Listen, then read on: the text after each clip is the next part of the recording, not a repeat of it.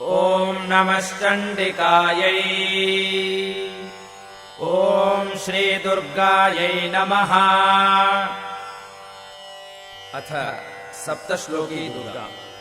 शिव उवाच देवि त्वम् भक्तसुलभे सर्वकार्यविधायिनी कलौ हि कार्यसिद्ध्यर्थम् उपायम् ब्रूहि यत्नतः।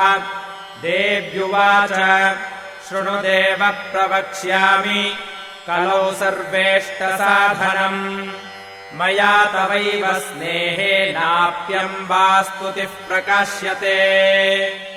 ॐ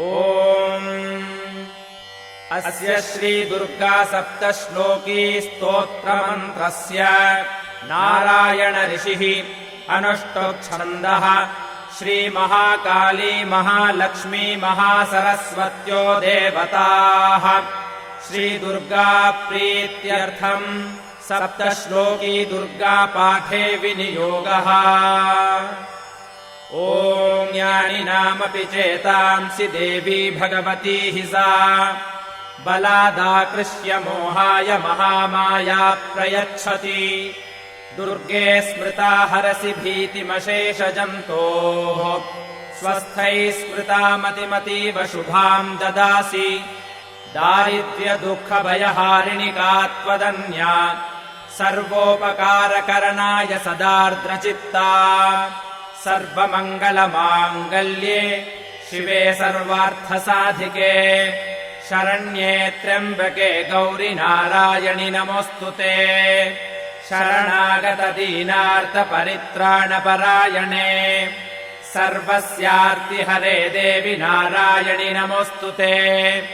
सर्वस्वरूपे सर्वेशे सर्वशक्तिसमन्विते भयेभ्यस्त्राहिनो देवि दुर्गे देवि नमोऽस्तुते। रोगानशेषानपहंसि तुष्टारुष्टातु कामान् सकलानभीष्टान्। त्वामाश्रितानाम् न विपन्नराणाम् त्वामाश्रिता ह्याश्रयताम् प्रयान्ति। सर्वाबाधा प्रशमनम् त्रैलोक्यस्याखिलेश्वरि एवमेव त्वया कार्यमस्मद्वैरिविनाशनम्। इति श्रीसप्तश्लोकी दुर्गा सम्पूर्णा।